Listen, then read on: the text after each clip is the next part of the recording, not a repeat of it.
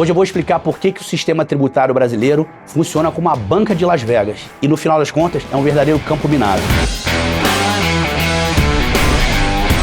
Pessoal, como funciona o sistema tributário brasileiro? Bom, em primeiro lugar, a gente tem que saber como ele é dividido, ou seja, em que rol que eu vou fazer a tributação de um ser humano, de um indivíduo, de uma pessoa jurídica, ou seja, de um contribuinte, sujeito passivo da obrigação tributária. O sistema tributário é basicamente dividido em 3 faixas. A possibilidade da tributação da renda, que é o que você gera de dinheiro, a tributação do patrimônio, que é o que você acumulou com a renda que você adquiriu, veículos, propriedades e a tributação sobre o consumo, que é quanto você gasta no dia a dia para consumir bens e serviços. Então, a tributação da renda, do consumo e do patrimônio. É basicamente assim. Então, nós temos tributo sobre a renda, do imposto de renda, pessoa física, pessoa jurídica, contribuição social sobre o lucro. Nós temos a tributação do consumo, o ICMS para mercadorias, o ISS para serviços, PIS e COFINS sobre a receita decorrente da venda de serviços ou da venda de mercadorias. E temos, obviamente, a tributação do patrimônio, que aí nós temos o IPTU, o Imposto Predial Territorial Urbano, sobre imóveis que você detém, o IPVA, Imposto de Veículos Automotores, propriedade de veículos automotores sobre veículos, motos, enfim. E nós temos também as transferências, né? As transferências de bens que ocorrem. A transferência pode ser por doação ou causa-morte, e aí nós temos o ITCMD, de competência estadual. A transferência também pode ser de bens imobiliários, bens imóveis, portanto, o ITBI, na transferência, na compra e venda, enfim, na permuta de propriedade imóvel. E temos também, obviamente, a tributação do comércio exterior, a importação e exportação de mercadorias e serviços, a tributação aduaneira, a importação de mercadorias. Portanto, nós temos o imposto de importação, o IPI de importação, PIS e COFINS importação, ICMS importação, adicional de frete da marinha mercante e assim vai. Basicamente, então, essas 3 faixas, tributação da renda, consumo e patrimônio, a transferência patrimonial e, obviamente, a parte da importação, ou seja, de comércio exterior, também funciona da forma de fazer amálgama, de fechar esse sistema tributário. É assim na maioria dos países, algumas pequenas modificações, mas é assim que funciona no Brasil. Mas o mais importante de como funciona o sistema tributário não é essa parte didática sobre como se tributa a renda, os tipos de presunção de riqueza manifestadas que são tributadas. O que você tem que entender no planejamento tributário e na consultoria tributária é como o sistema funciona para que você possa entender as regras do jogo e usá-las a seu favor. E veja, aqui não tem nada de ilícito, nada de ilegítimo ou algo do tipo. Aqui é simplesmente quando você entende como o jogo funciona, bota o regulamento debaixo do braço e joga da melhor forma possível. Hoje, no Brasil, o sistema funciona de uma forma maquiavélica. De que forma? O sistema é feito para você pagar máximo tributo possível. E tributo, leia-se, tributo mais o crédito tributário em geral, juros e multa. Como assim, Leonardo? Toda atividade que você faz, ela gera, eventualmente, um acúmulo de patrimônio, ela gera uma manifestação de riqueza, ela gera um consumo. Muito bem, o fisco, seja ele federal, municipal, estadual, ele tem o dever e a obrigação de tributar essas presunções de riquezas manifestadas, portanto, as manifestações de riquezas em cada um desses cenários. Só que, veja, a máquina estatal precisa de receita originária, que vem da arrecadação tributária. Esse é o dinheiro que entra no caixa do Estado para que ele cumpra o contrato social feito com os indivíduos, ou seja, forneça os bens e serviços públicos que ele tem que fazer, que ele tem que dar em troca da vivência em uma comunidade. Então, o Estado de Direito, e aqui no Brasil o Estado Democrático de Direito, tem que arrecadar receita originária dos tributos para que tenha verba suficiente para entregar bens e serviços públicos e fornecer tudo que um Estado tem que fornecer. Segurança, educação, saúde, infraestrutura, aposentadoria. Claro, também pagar as suas próprias contas. O Estado tem uma folha de pagamento gigantesca dos funcionários públicos. Então tem que ter dinheiro para pagar. Os juízes, os procuradores, os analistas, etc, etc. Então, quanto maior for o bolo da arrecadação, mais dinheiro tem para todo mundo, para a coletividade e para as contas do Estado. Os custos e despesas que o Estado tem com a sua folha de pagamento e atividade. Veja, o ponto aqui é sempre melhor, se fosse uma empresa, faturar o máximo possível, portanto, arrecadar o máximo possível. E cortar custos e diminuir as despesas, ou seja, ser eficiente na margem, fica secundário para o governo, porque o governo não é uma empresa que tem que dar lucro. E aí entra o maquiavelismo do sistema. Vou dar um exemplo. A arrecadação, seja federal, municipal, estadual, muitas vezes faz autuações fiscais, ou seja, autua os contribuintes, faz o lançamento tributário dos contribuintes de uma forma inconstitucional. inconstitucional e ilegal. Leonardo, não entendi. Se é inconstitucional, se é ilegal, como é que o Estado está fazendo esse lançamento? Ora, cabe ao contribuinte, por meio do contraditório, ou seja, exercendo o seu direito à ampla defesa e o direito ao contraditório e levando ao Poder Judiciário, com base nos seus direitos fundamentais e garantias fundamentais do artigo 5º, questionar. A mesma coisa quando temos autuações que são feitas depois da decadência, ou seja, já decaiu o direito do Estado fazer esse lançamento. E mesmo assim, isso é feito. Será que, se já decaiu o direito, se já passaram os 5 anos que o fisco pode autuar o contribuinte, ele deveria seguir com a autuação? Será que isso não faria parte da moralidade do artigo 37, da eficiência e do dever do Estado de não girar a máquina pública, a fase administrativa e depois a fase judicial, eventualmente, por uma autuação que já decaiu? Da mesma forma, será que não é dever do Estado não questionar e, portanto, não fazer o lançamento ex officio de contribuintes em casos de clara inconstitucionalidade ou ilegalidade? A resposta, no primeiro momento, deveria ser sim. Se já decaiu o direito, se a atuação é inconstitucional e ilegal, o Estado não deveria seguir dessa forma, não deveria fazer o lançamento ex officio, mandar o auto de infração para o contribuinte. Mas não é assim que acontece. De estatísticas a gente não pode falar exatamente, mas vou dar um exemplo. Talvez de 10 autuações que sejam inconstitucionais ou ilegais, 50% são quitadas. Essa estatística não é oficial, mas é uma estatística baseada no empirismo da minha experiência. Metade paga. Metade dos contribuintes paga uma autuação inconstitucional ilegal. Por quê? Dependendo do valor, se o valor não for muito material para esse contribuinte, o contribuinte com faturamento na casa de centenas de milhões recebe uma autuação de 100 mil reais, mesmo que seja inconstitucional ilegal, e às vezes ele precisa de uma CND, uma certidão negativa de débito tributário, porque ele participa de licitações públicas, ou ele precisa disso para seguir a sua atividade empresarial. Ou às vezes ele simplesmente não quer, novamente, um problema, uma autuação fiscal que vai gerar um contencioso, contratar advogado, explicar para sua matriz, se for uma empresa multinacional, para o seu board, o que está acontecendo. E chega uma autuação de 100 mil reais, inconstitucional e ilegal, e o contribuinte prefere pagar do que contratar um advogado, defender, esperar prazo, passa a fase administrativa, se perder na fase administrativa tem que ir para a fase judicial, a fase judicial tem que constituir um advogado, entra para o contencioso, às vezes tem que depositar esse valor em juízo para suspender a exigibilidade do crédito tributário, todo esse trâmite. Então, seja pela materialidade da autuação, seja pela atividade do contribuinte, seja pela ausência de burocracia ou de complicações em explicar para uma matriz internacional o que está acontecendo, o que essa autuação está gerando, é melhor pagar, seja por uma questão de economizar custos com advogados ou com contencioso, seja uma questão de resolver rápido esse problema, não deixar muito tempo isso ficar no balanço da sociedade, seja como uma provisão ou seja como uma nota explicativa que suja o balanço da companhia para investidores, para credores, para os stakeholders. São vários os motivos que fazem mais ou menos 50% dos contribuintes quitar uma autuação não muito material, mesmo sendo inconstitucional e ilegal. Isso retroalimenta o Estado, porque o Estado, ele reage, obviamente, com o que acontece das suas ações. Se o Estado manda 10 autuações fiscais inconstitucionais e ilegais e 50% mais ou menos é quitada, o que você acha que vai continuar acontecendo? Vão continuar vindo autuações inconstitucionais e ilegais. Ora, se eu viro pra você e falo, você pode me dar R$1? Dá, sem nada em troca? Doação? Você fala, claro, R$1. E no dia seguinte eu faço a mesma coisa. E você continua me dando R$1 sem pedir nada em troca? O que eu vou continuar fazendo? Continuar pedindo R$1. Mas você não me deve esse R$1. Não fiz nada pra você pra ter essa contraprestação. Você simplesmente está me dando porque eu tô pedindo. É quase o que acontece na autuação inconstitucional e ilegal. O Estado não tem direito de autuar aquele contribuinte.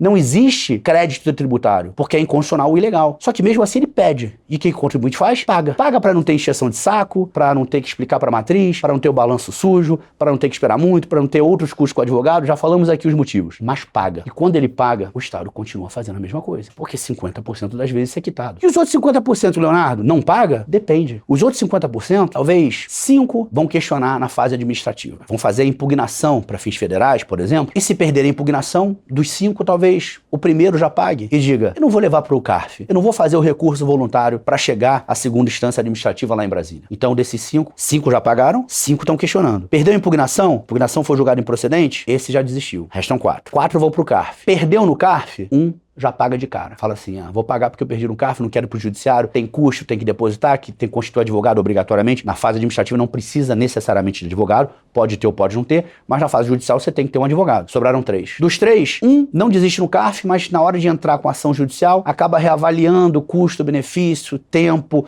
burocracia, explicação para matriz, sujar o balanço, desiste e paga. Os outros 2 vão pro judiciário. 1, no decorrer do judiciário, se perder na primeira instância ou no Tribunal Regional Federal, se for um débito federal, desiste e fala, vou entrar no refis, vou entrar num programa de anistia ou remissão, tecnicamente é remissão, não é anistia, mas vou entrar num programa que tenha um parcelamento do débito tributário com desconto de juros e multa. Vou entrar num programa de anistia que me perdoa multa e juros. E aí? E aí sobra um que vai até o final, que perde no Tribunal Regional Federal e fala, não, eu vou até o STJ, eu quero saber o que os ministros acham desse débito, desse crédito tributário constituído de forma inconstitucional e ilegal. E se ele perder no STJ, ele fala, vou até o STF, porque matéria constitucional é tributo, e ele espera a decisão do STF. De novo, essa estatística não é oficial, é baseada na minha experiência prática de mais de 20 anos exercendo a advocacia tributária, consultiva e no planejamento tributário. E na fase administrativa e vendo, claro, o que acontece na fase judicial com diversos clientes e diversos parceiros por onde trabalhei. De 10 autuações inconstitucionais e ilegais, só uma, em média, vai até o STF. Leonardo, isso 100% verdade? Estamos falando de autuações que não são de grandes valores, ou seja, não pode ser material para a empresa. Porque se for material, se for uma autuação que o valor é muito importante para a empresa,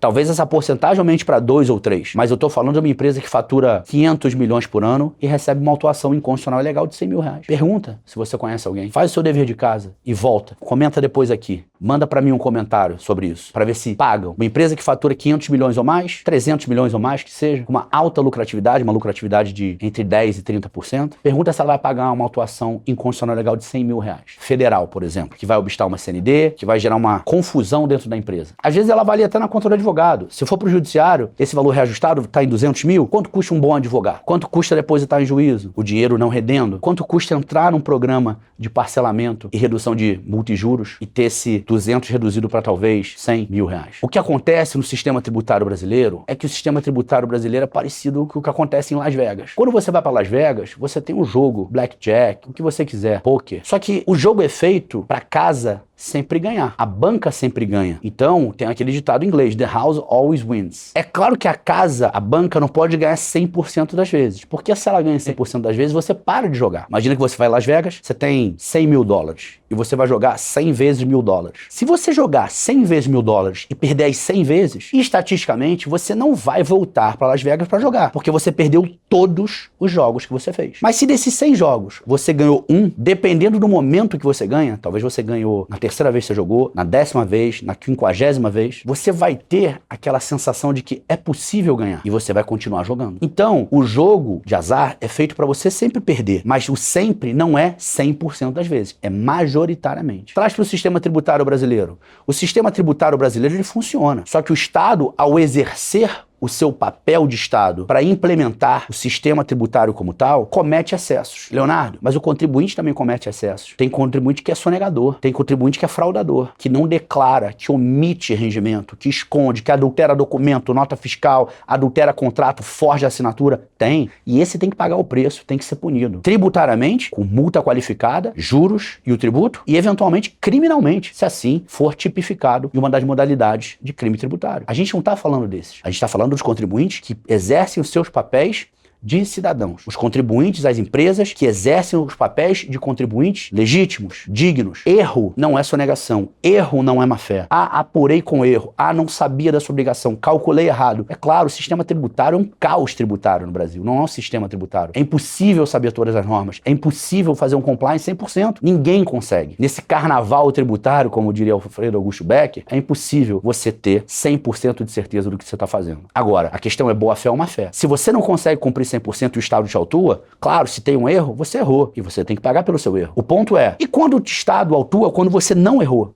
Quando o Estado te autua, quando é uma questão de direito inconstitucional e ilegal, e ele sabe, porque ele tem que saber, porque é dever do Estado saber se está de acordo com a lei ou com a Constituição, e ele te autua. Se decaiu o direito de autuar, e ele te autua. Isso não é má-fé do Estado. O sistema tributário brasileiro não penaliza o Estado em autuações fiscais com decadência, com inconstitucionalidade ou ilegalidade. Essa litigância de má-fé para o Estado pagar a litigância de má-fé no judiciário, são pouquíssimas as decisões contra o Estado nesse sentido, estatisticamente em relação ao número de autuações inconstitucionais e ilegais. E quando o Estado age dessa forma, ele age como o jogo de Las Vegas. Ele quer ganhar sempre, mas eventualmente ele vai perder uma vez ou outra. E é assim que você continua no jogo. Agora, quando o contribuinte paga, ele dá mais supedâneo, ele dá mais força, mais gasolina pro Estado falar, esse jogo tá dando certo. É como se você estivesse jogando pôquer com a mão ruim. Você blefou e ganhou 50% das vezes. O que você vai fazer? Continuar blefando. Mas o seu jogo jogo não era para ganhar. Ninguém precisa saber. O Estado continua te autuando constitucionalmente e legalmente. E você continua pagando 50% das vezes. Mas, porque aqueles outros 50%, alguns deles vão no meio do caminho desistir. Com o que a gente chama das granadas, com o campo minado que o Estado faz. Porque o Estado, além de jogar o jogo de Las Vegas, ele faz um campo minado para você. Ele espalha aquelas granadas, aquelas minas, por onde você vai passando, e quanto mais você vai questionando, desde a primeira autuação fiscal, impugnação, recurso voluntário, vai para o judiciário, decisão primeira instância desfavorável, segunda instância desfavorável, STJ desfavorável, até chegar no STF, todo esse percurso de uma autuação fiscal inconstitucional e legal até a decisão final do STF transitado e julgado, esse caminho são várias granadas, várias minas que são jogadas pelo Estado. E essas minas que são jogadas, em média, a cada 2 anos e meio, são chamados programas de parcelamento, refis da vida, programas que você parcela o débito tributário, tem um desconto de multa e juros, às vezes pode pagar com prejuízo fiscal, às vezes pode dar um tipo de garantia menor, às vezes pode consolidar outros parcelamentos. Ou seja, são granadas que são jogando, os refis são jogados para que você no meio do caminho desista. Certamente você já viu o programa Quem Quer Ser um Milionário e aqui no Brasil o programa Show do Milhão. E como é que funciona o Show do Milhão? Funciona da seguinte forma, você vai respondendo perguntas cada vez mais difíceis até chegar na última pergunta, que é a mais difícil de todas. Essa vale 1 milhão. Se você respondeu as perguntas e chegou na penúltima pergunta, uma antes da pergunta final, você tem já 500 mil reais. E aí é perguntado pra você, você quer parar agora com 500 mil ou você quer responder uma pergunta para 1 milhão de reais? Só que se você errar a pergunta de 1 milhão de reais, você ganha 0. Isso é estatística. Pergunta pros seus amigos, pros seus parentes, pros seus familiares. Mas seja sincero, quem tem 500 mil na mão, quantas pessoas vão pra última pergunta do 1 milhão? 1 milhão ou perder tudo? Talvez 10%, 15% seria muito. Ou seja, de 10 candidatos, talvez só 9 vão parar. 9 vão parar na penúltima pergunta e não vão pra pergunta final. Leonardo, o que tem isso a ver o Show do Milhão com o sistema tributário? Tudo. Porque o Estado faz isso. Ele vai colocando as etapas que são constitucionalmente previstas, a fase administrativa e a fase judicial, só que no caminho ele vai jogando as granadas, as saídas que você tem, que é, entre nesse parcelamento, pague com desconto, pague parcelado, use o prejuízo. Por quê? Porque se você desistir, ele tem uma arrecadação e ele não tem a chance de você ir na última pergunta, que é o STF, e ganhar. Porque a última pergunta o STF pode dizer, é verdade, aquela autuação de 1 milhão de reais é inconstitucional e ilegal, tá cancelada, o contribuinte ganhou, ou seja, o Estado perde, o Estado fica sem nada, não ganha aquele 1 milhão de autuação. Só que no caminho o Estado fala assim, e se esse 1 milhão você pagar com desconto de multa e juros nesse refis aqui, paga 700? Você fala não, e você continua na fase administrativa, vai para judicial, primeira instância judicial, 2 anos depois tem um outro refis, outro programa de parcelamento incentivado, e agora o débito vira 500 mil. Você fala, não, eu não quero pagar 500 mil, eu quero pagar 0, porque eu tô certo, é inconstitucional e legal, eu vou até o final, o STF vai me dar essa decisão favorável. E aí passam mais 2 anos e meio e vem outro refis e fala, agora é 500 mil, mas você pode pagar com prejuízo, então na prática você vai pagar 250 mil. Ou seja, ele vai te testando igual o Show do Milhão pra você desistir, pra você não ir até a pergunta final no STF. E se você desiste, fala, olha, era 1 milhão, eu tô pagando 250, tá ótimo, eu economizei 750. Só que você economizou 750 e pagou 250 sendo inconstitucional e ilegal. Você pagou 250 que não eram devidos. Só que sim, você tem chance de chegar na última pergunta e errar. Você tem chance de chegar na última pergunta, no STF, na última instância, e o STF dizer, não, o contribuinte está errado, o fisco está certo, tem que pagar 1 milhão reajustado. Existe sim essa possibilidade, porque ninguém tem a previsibilidade, ninguém tem bola de cristal. Mas se você consulta bons advogados e verifica que é inconstitucional e ilegal, talvez você deva ir para a pergunta final, porque você está preparado. E aí, você ganhou 1 milhão e não o fisco. É por isso que o sistema tributário hoje no Brasil é maquiavélico, nesse campo minado que hoje a gente se encontra. Não se esqueça de se inscrever no canal, segue a gente aqui, comenta e fique ligado nos vídeos e todo o conteúdo de planejamento tributário e consultoria tributário do Cacho Técnico.